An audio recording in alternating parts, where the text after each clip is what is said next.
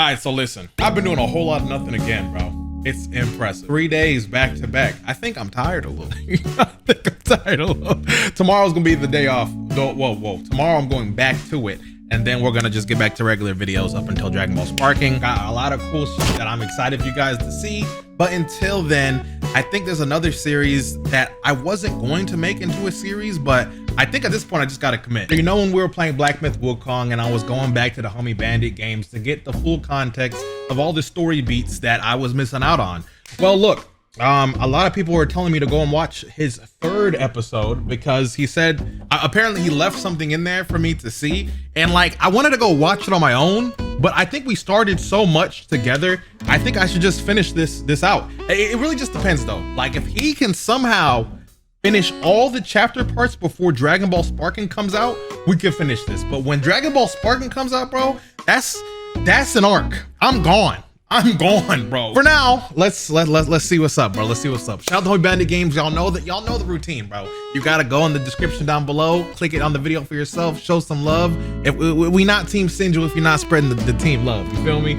I'm just yapping at this point. But this is the explanation of chapter 3. We've watched chapter 1 and 2. We got the full context out of that. This is the longest one, so I'm really curious how he does it, bro. Like, I'm surprised this is 30 minutes. I'm not gonna lie. Like, this is a long chapter. Oh, I got the intro again? Hold on. I forget he does cinemas, bro. He does movies. Y'all mess with Celsius? Hold on. Oh my gosh. Cinema. He made the thing blue too of the logo. 3's the long one. 3, good luck. That's me. Hey, Bandit, good luck, bro. 3 is a long chapter. That's what I'm saying. Yes, it was. Hello, friends on the internet, and welcome back to the lore of every Black Myth Wukong. Okay, hold on, Bandit. That threw me off. I appreciate you. That was really cool. I didn't know it was right away, bro. Bandit's to go, bro. That was cool. Or if it's your first time here, welcome. And a very special hello to all of you who came over from Afro Senju. If that's you, say hey in the comments. And a huge thank you right off the bat, of course, to the man, the myth, the legend himself, Afro Senju. Seriously, man, if you're watching this, I really appreciate you taking the time to check out my humble lore breakdowns on your channel. In this video, we'll be focusing on the bosses of chapter. All right, chat, look. I think at this point, I think we gotta find a way to collab, chat. What you think, bro? Dude is awesome. This was so cool. This was awesome to see, bro. I'm not gonna lie. Like, what the heck, bro? Yo, chat, you better go in that description in his video, bro, and just spread some love, bro. That's awesome. That was so cool. Chapter 3 of the game called White Snow Ice Cold, which you probably already knew since the title of the video is Chapter 3. If you've missed the explanations of the first 2 chapters though, please feel free to check out those videos after you're done here. I'll have them linked in the description below. Real quick before we get into this video, I once again have a minor correction to make regarding a connection I mistakenly made in Chapter 2. The father and son of Stone's characters are actually not the Shingandang and Stone Vanguard bosses at all. That was just straight up incorrect since those characters actually are bosses, but from the later chapters. How did I make such a mistake, you might ask? Well, you'd be surprised what slips through the cracks when you're reading multiple novels worth of Chinese mythology as backstories to the game. Sometimes you forget what's in the game. Anyway, I wanted to let you know about that correction with the previous video, but enough about my mistakes. Let's move on to the bosses of Chapter 3, which have been triple checked for accuracy. Okay, Trust me, I'm a professional. Can I say this real quick, bro? As time has passed, we've beaten the game. Almost all the bosses he's just shown right now, I don't even remember playing. Like it's almost as if Black Myth Wukong is feeling like a fever dream. Like I remember Yellowbrow. I remember like the final bosses, but there's so many bosses that this really just felt like a dream of a sort. Like it didn't even happen, bro. Like I don't remember. I don't remember a lot of my experience. I don't know if that's good or bad. I think it's because so much of the story didn't stick. You know what I do remember? I remember every bit that he went to explain within the previous chapters, because maybe it's because I didn't have a full understanding of the plot from beginning to end per chapter, which is why a lot of it doesn't stick. I remember the animations for all the ending chapters, but I think that's about it. I think that's as much as that goes. Just like the other videos, we'll be starting with the minor, disconnected bosses, and we'll choose one boss in particular to explain all the others. In this case, the monk Yellowbrow, who, like the other chapter bosses, had a hand in pretty much everything to do with Chapter 3, as well as making a villainous appearance in chapters 64 and 65 of the original novel, Journey to the West. One thing I want to mention, I'm sorry I'm pausing so much, bro. I know you're getting pissed, but look, one thing I didn't realize that Yellowbrow is a lot harder to deal with when you don't because I fought him with the spellbind, right? When you fight him with magic, he's significantly harder. But I, by accident, fought that the easier way too, because I guess technically, if you use that move that was given to you there at this fight, then it was significantly right off the easier. bat, I want to once again remind you that another separate video will be coming out in the not too distant future regarding the frog and dragon bosses in the game, of which chapter 3 does indeed add 2, the frog Long Ligo Long and the dragon Cyan Long. So for now, we'll just skip right past these two and go straight to one of the most random boss encounters in the chapter, the old Ginseng Guai. Now, if you've played the game, then you are no stranger to some plants and roots actually springing up from the ground as Yao Guais, which then attempt to end your existence with violence. Each type of these plant Guais have their own backstories and reasons for being alive, but the ones that possibly pertain to the old Ginseng Guai would naturally most likely be the other Ginseng Guais, known as the Ginsenglings. According to their backstory, even the normal ginseng roots that are just growing in the ground chilling are aware of their surroundings and can even hear the footsteps of human ginseng harvesters coming along to scoop them up. It's also notable that ginseng roots appear to have human-like shapes, which we'll get back to in just a second. One day, while harvesters came to collect some ginseng, there just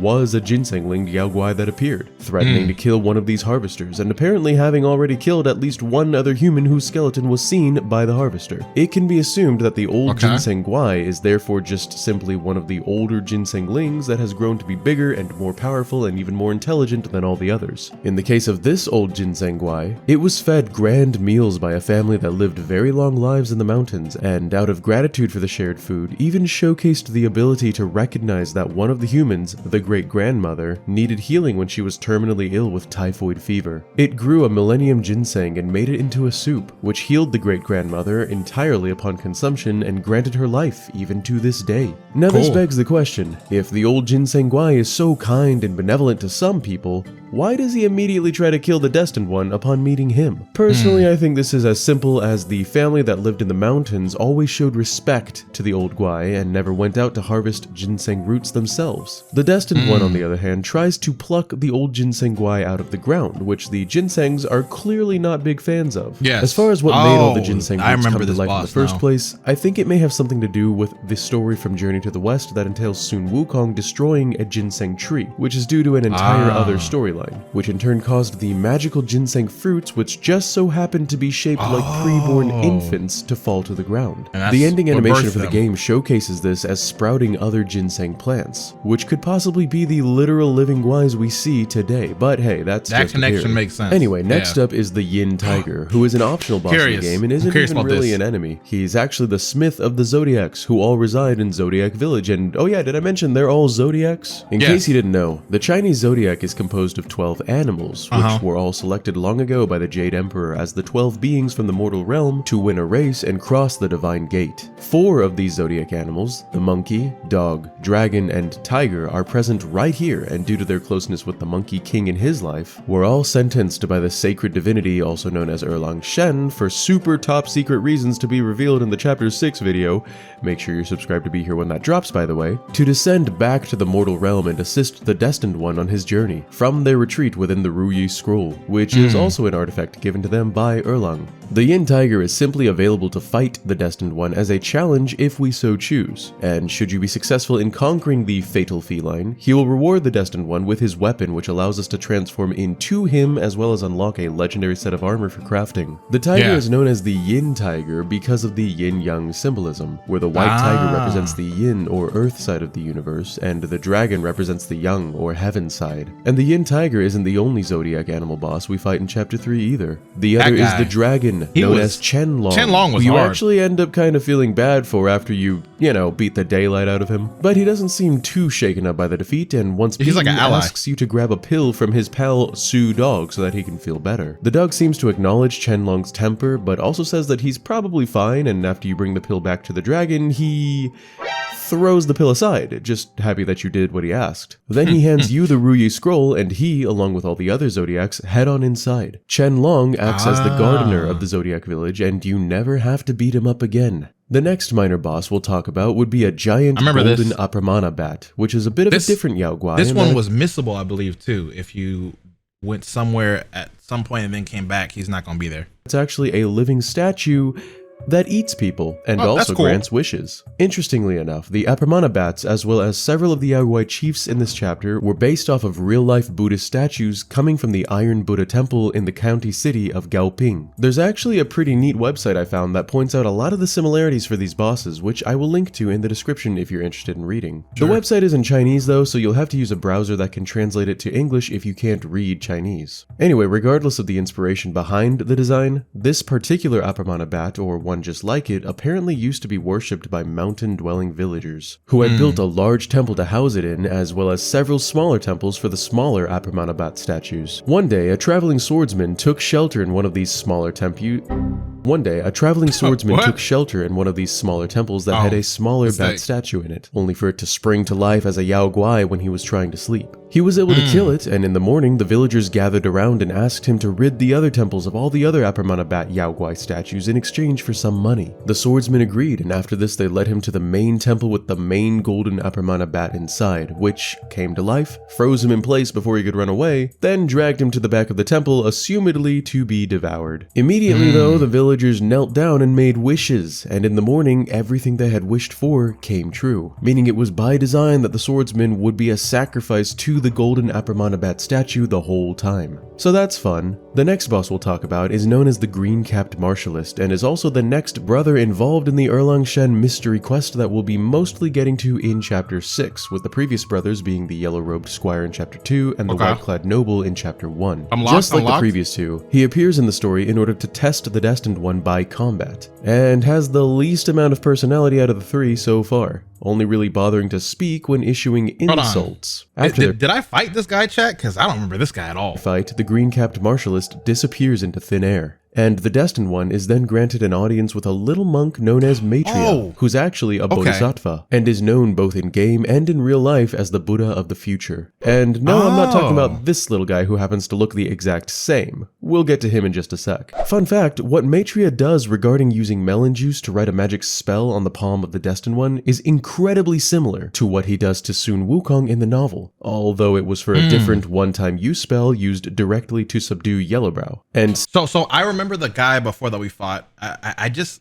it's so vague, bro. I remember it. I think I beat him on one try. And then another thing that that he mentioned now, kind of just visually, that I found so confusing to me until the end. I found it hard to notice the difference between the two Bodhisattvas or whatever. Maybe it's just one, and then it was Yellowbrow that looked like him, because Yellowbrow shape-shifted into him, I believe.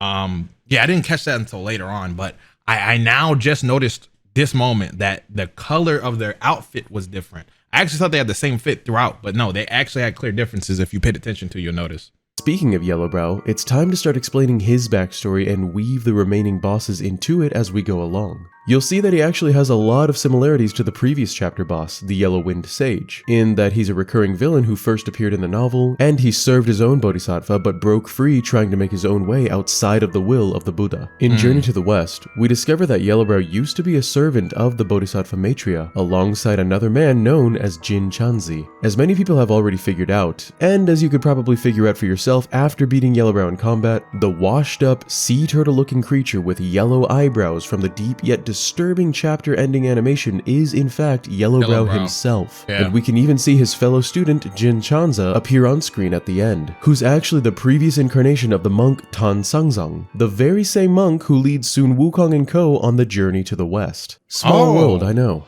We don't know too much about Yellowbrow's time serving under Maitreya, aside from the fact that he apparently used to engage in several bets with Jin Chanza regarding the true nature of humanity. Yellowbrow believed human beings to be innately selfish, having a tendency to eventually look out for only themselves with no regard to any moral code, able to commit any act, no matter how evil, in the interest of self-gain. Jin Chanza refuted Yellowbrow's claims, and as such, experiments such as the one we witness in the animation were performed by Yellowbrow. In this case, he became a washed-up sea turtle-like monster that was taken in by a poor fishing village. He made it very clear that his bodily materials could bring about everything the fishers could ever want. Riches, health, and plenty of food. However, the only way to get the precious pearls and jade and other materials and wealth out of his body was to pierce his skin, which again he made very sure that the villagers knew. He became their deity, feasting on as much food as he wanted while allotting riches little by little to the villagers. Before long, however, the thoughts of just overpowering the turtle creature and dismembering him forcefully in order to take all of his riches at once began to fester in the minds of the people, which is exactly what Yellowbrow wanted to happen to prove his point. In a very quickly animated reveal, Yellowbrow looked at one man in particular and actually pulled him by the vest towards his own body, placing the man in a gold-crazed daze, resulting in the man taking out his own dagger and carving a deep wound into the flesh of Yellowbrow. The effect snowballed immediately, and the villagers ran wild with dismembering the body of the creature completely, with no regard to each other, even their own children. Yellowbrow looked out at the crazed villagers and couldn't help but smile, since this is what he wanted to happen after all. Monks gave up their morals and had their way with women, and murderous violence even broke out over the possession of the eyeballs of the creature. Upon the corpse of what they once worshipped as a god, men now urinated. They then burned the corpse and left by the morning, which is when the mercilessly ravaged body of Yellowbrow, staring listlessly across the sea, was quietly approached by Jinchanza, who was not yet a mortal being at this point. Yellowbrow explains that this proved the true, selfish nature of humanity, while Jinchanza argued that Yellowbrow created the result himself by manipulating the villagers, claiming that he sowed chaos in their hearts purposefully and called it absurd and pathetic. Yellowbrow was not convinced of this though, and thus the two of them never really saw eye to eye on the nature of humanity, something that Yellowbrow even speaks about once again when we finally meet him at the end of the chapter. However, due to his many teachings that we can hear about in the game, we know that Yellowbrow might have held to this belief because he himself wanted it to be true. His entire philosophy in the game is that self-worshipping and self-bettering, or in very simple terms, selfishness, is the true way to enlightenment, and one can become a Buddha by oneself without any regard to the welfare of others. This belief was the root cause behind all of his actions throughout the remainder of his life. In the novel, we know that eventually he decided to steal two powerful artifacts from his master, the Bodhisattva Maitreya, one being a pair of giant magical golden symbols that create airtight seals and can never be separated, and the other being the magical sack that is simply referred to as the human sack in the novel, with the ability to completely strip magical powers from those held prisoner inside. In the novel, he then ran away from the service of the Bodhisattva and decreed himself to be a Buddha, even going so far as to establish another Thunderclap Temple and call it the Small or New Thunderclap Temple in an area he called the New. Because this is like a deeper concept that's beyond just the game. I want to ask to those who know something. So I remembered before I asked this question to you guys, and someone answered it to me about everybody claiming to be a Buddha. Like what is that okay, or is that blasphemous?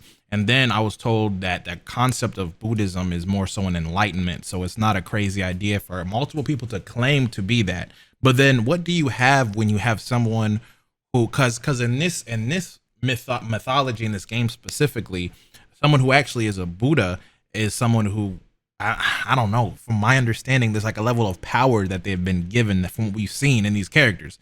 So is it keeping it P if you have someone who is like saying that I'm this, and then they're kind of like putting up buildings and whatnot in like the same manner of like praise that the other Buddhas who got the actual badges have? Like, if you could just have enlightenment, can you just do whatever you want? Is that just the concept? Like anybody could just be that and then do what they can with that title? That's where I'm a little confused.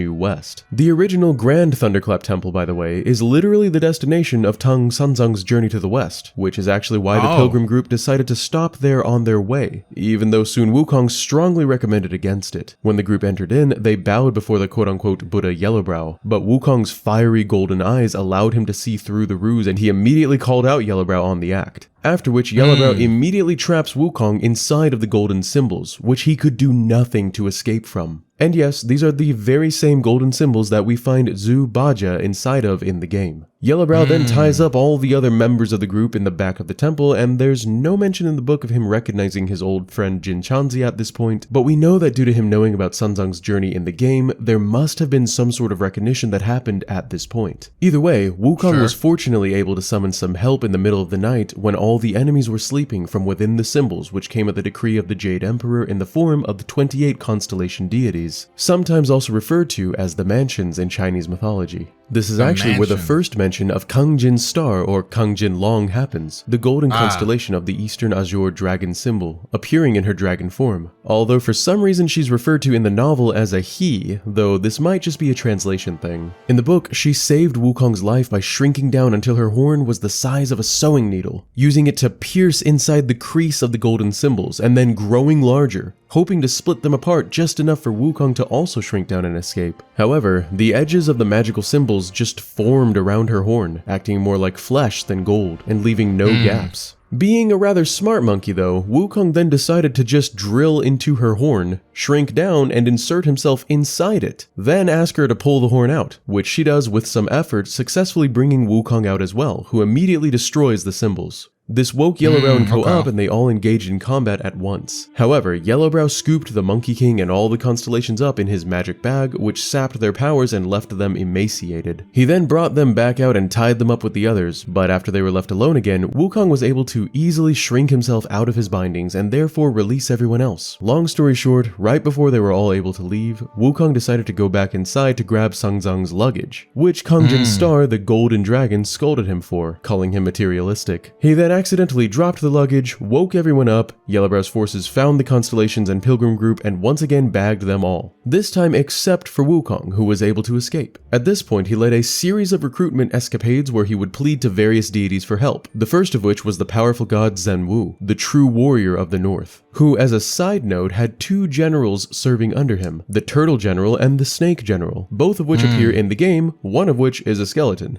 Zhenwu couldn't help himself out of fear of offending the Jade Emperor, but in his stead, he sent the Turtle and Snake and 5 divine dragon deities down with Wukong to battle Yellowbrow, all of which got sucked up in the quite overpowered magic bag, again leaving only Wukong to escape. The monkey then left to get more help from Cizo Mountain, which is where he met all in Prince chapter 3? Littlezang. Like, bro, why was chapter 3 so long? Oh my gosh, bro. Also known as the third prince of the Flowing Sands, which I mentioned in the chapter 2 video. Vaguely. In the novel, he had left his home because he was ill, but in the game, it appears that there was more to the story, and he left his home behind because of all the rat drama going on. And for more on all that rat business, check out my previous boss lore video. Anyway, Prince Littlezang had under his command 4 divine warriors, referred to as his captains, all of which we meet in the game, but we'll get to that in just a bit. Once again, everyone who assaulted Yellowbrow was captured inside the magic bag, once again, except for Wukong. The Monkey King was exasperated and felt like he was running out of options, but just then, the Bodhisattva Maitreya himself appeared to Wukong and assumed the responsibility for the current state of affairs. He then decided to propose a plan. If Wukong could lead Yellowbrow down out of the new Thunderclap Temple and into a melon field using a captivating spell that he drew in Wukong's palm, then Wukong could turn into a melon and Maitreya, disguised as a melon farmer, would offer that melon that was really soon Wukong to Yellowbrow for his quote-unquote enjoyment. This plan worked swimmingly, and Yellowbrow did indeed not only follow the pesky monkey down to the melon field, but he also chomped down on the melon that was actually Wukong, the Wukellen, or the Melong.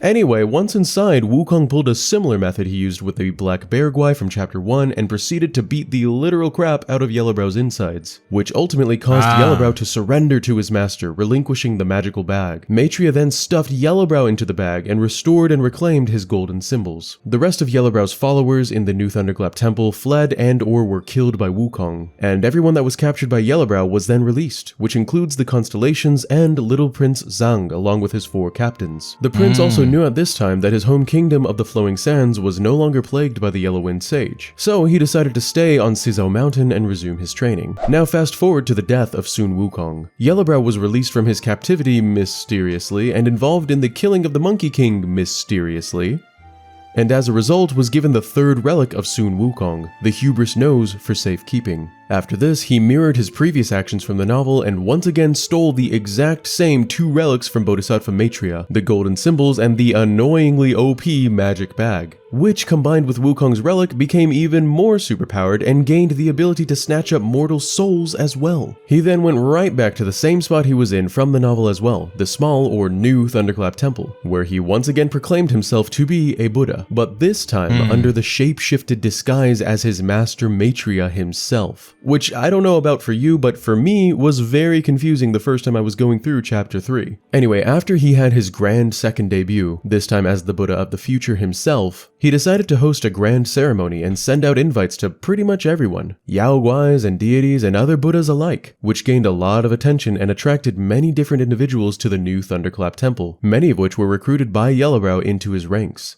One such individual was the Macaque Chief, who actually used to be allied with Sun Wukong as one of the original 7 sages, which, just in case you didn't know, was a fraternity group established by Wukong long ago for the 7 most powerful of the animal Yaoguai kings in defiance of the Celestial Court. Sun Wukong was the greatest of them, and therefore he named himself the Great Sage equal to heaven, while the Macaque Chief named himself the Telltale Great Sage. After their meeting, Yellowbrow performed a miracle and temporarily healed the macaque's black wings, which made the macaque very happy. After this, he basically just offered the macaque a nice place to stay where he'd be treated with respect, and honestly, that's all the macaque really wanted, so allied with Yellowbrow he became. As other monks flocked to New Thunderclap to study under the quote-unquote Buddha of the future, one such monk was far superior in hand-to-hand combat than any of the others, while also being fervently against killing of any kind. After a debate with Yellowbrow regarding the morality behind killing, which ended with Yellowbrow unable to formulate a response to the monk due to the latter's superior logic, Yellowbrow instructed the monk's hands to be tied behind his back and for him to kneel in front of the stone wall outside the temple, meditating on his words, hoping that eventually the monk would come around to agreeing with Yellowbrow. This monk was known as Non-Able and was indeed eventually convinced that killing was a necessary evil, though the first person they ever tried to kill was unfortunately the Destined One, who instead killed the monk.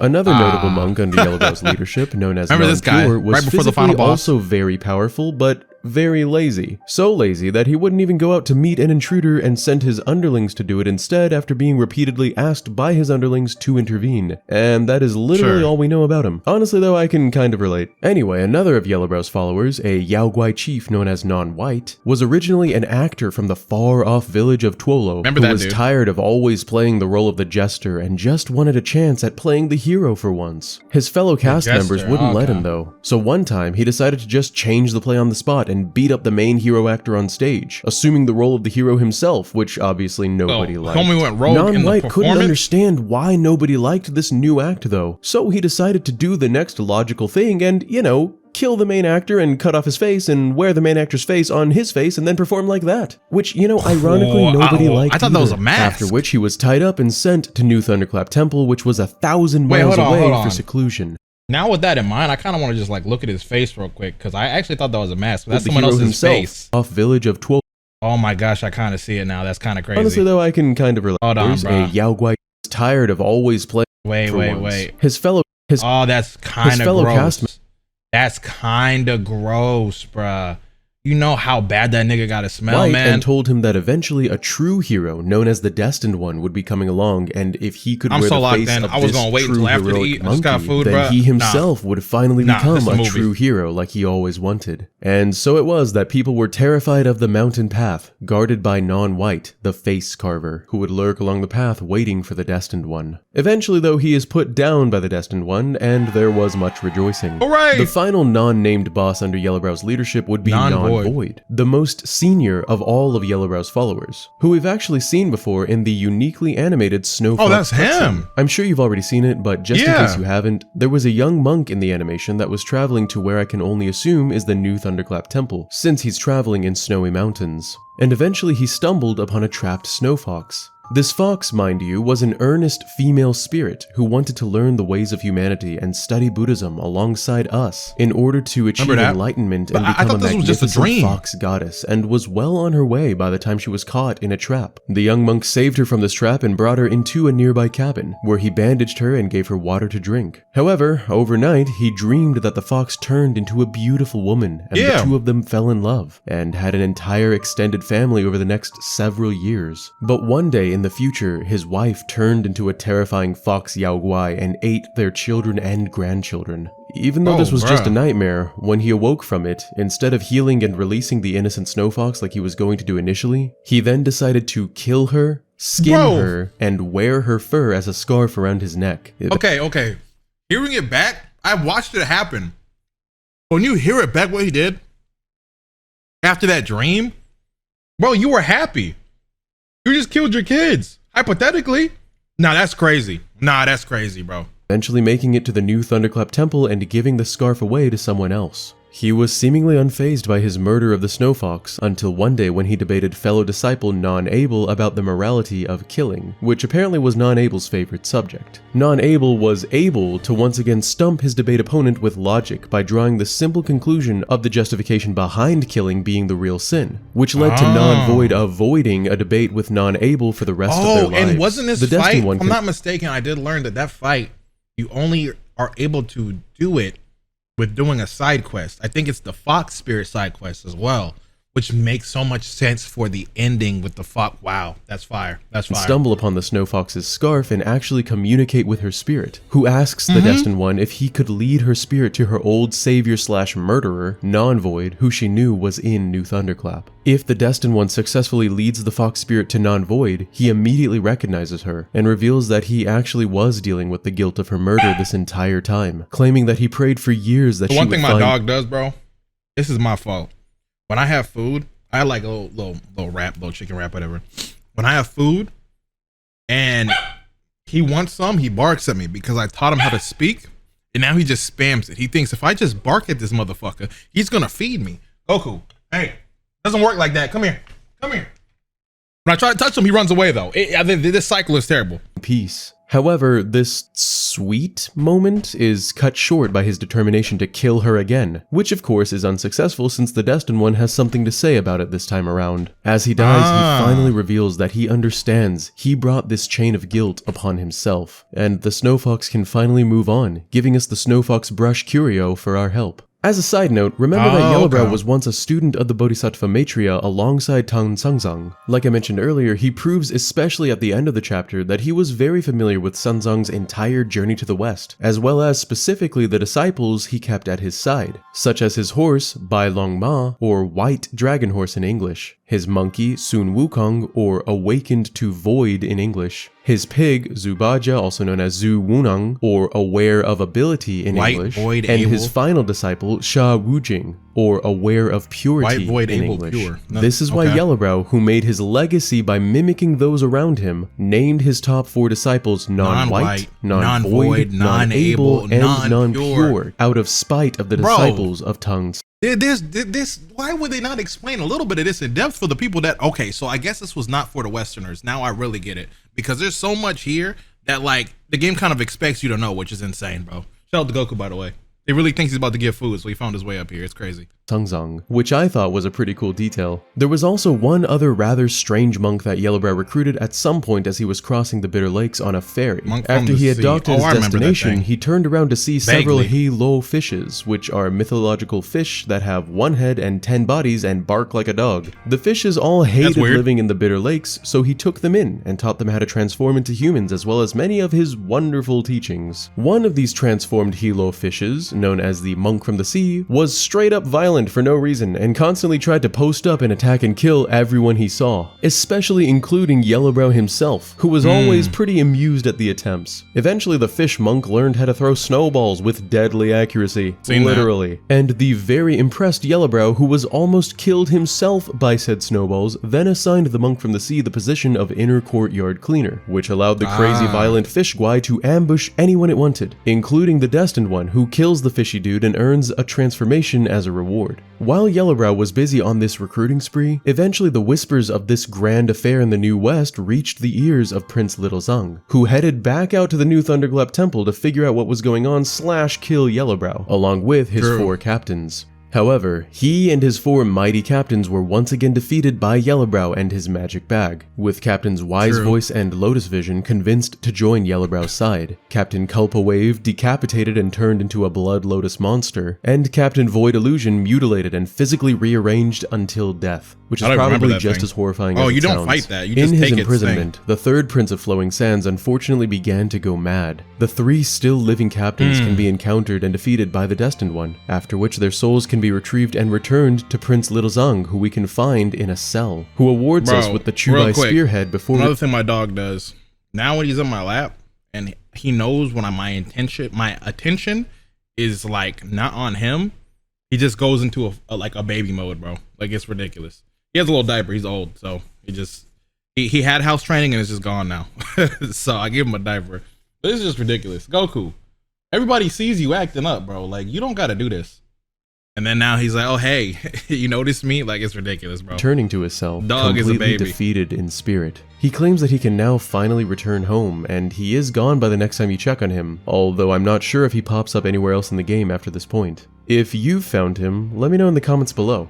Meanwhile, one of the very powerful constellation deities, known as the Dawn Star, or in the novel as the Sun Rooster, went missing. So Kung Jin Star, assuming Yellowbrow had something to do with this, decided to go to Yellowbrow's grand event in order to look for the Dawn Star. And by the way, the Dawn Star does actually appear in the next chapter as a boss, so more on him in a later video. In reality though, Kung Jin was actually just using this investigation as an excuse to search for the also recently disappeared Wukong, that she correctly suspected Yellowbrow had something to do with. Upon confronting Yellowbrow though, she was defeated, since apparently no one can beat this guy, and subsequently sucked into his bag, where she saw firsthand Wukong's hubris nose relic in its 10-tailed goldfish form. She was then released and asked Yellowbrow if all the other deities were like this, which Yellowbrow said nothing to, and this apparently convinced her to join his side. I can only assume she thought that this meant that Yellowbrow was more powerful than Wukong and was able to defeat, capture, and transform him into the fish she saw in the bag, surrendering to the power of Yellowbrow, but that's my own personal interpretation. Either way, she then surrenders entirely to the will of Yellowbrow and is even encountered and fought by the Destined One on Yellowbrow's behalf twice. Once in her dragon form right after leaving the bag, and once in her humanoid form as we stumble across her taunting the captured Zubaja, who was captured in the same manner in the same golden symbols as Sun Wukong was years ago. After the second fight with Kung Jin, she transforms into her dragon form and the Destined One pulls a badass and jumps on her back, literally steering her into the golden symbols, splitting them apart as her horn pierces them one last time. She then passes away after this, ending her life by inadvertently saving Sun Wukong in the same manner once more.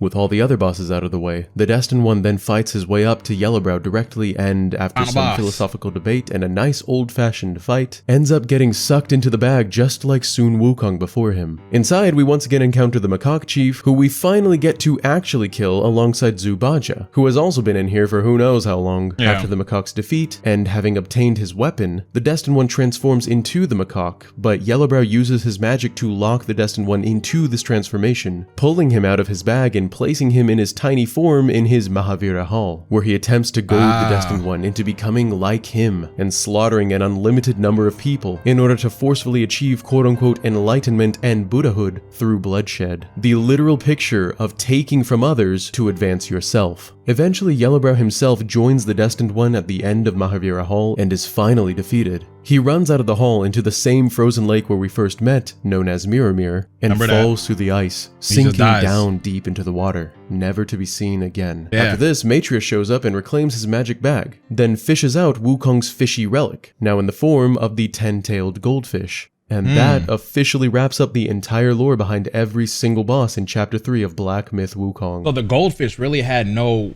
anything with... I thought the goldfish was probably Yellowbrow at the end, his like true form or a form of him.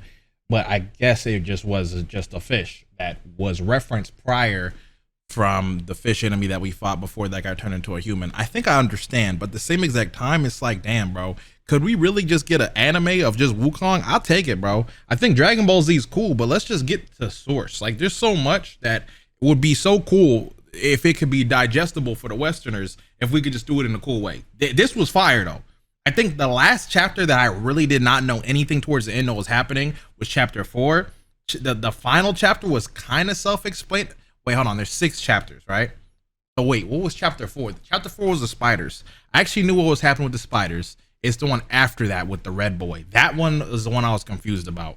Yeah, so now I'm thinking about it. He has 3 more chapters to do. There probably is no way that we could get this all done before Dragon Ball, but at the same exact time, I don't know how Buddy's cooking. He might, but that seems like a lot. So regardless, I'm glad to be here for the ones I'm able to see, bro.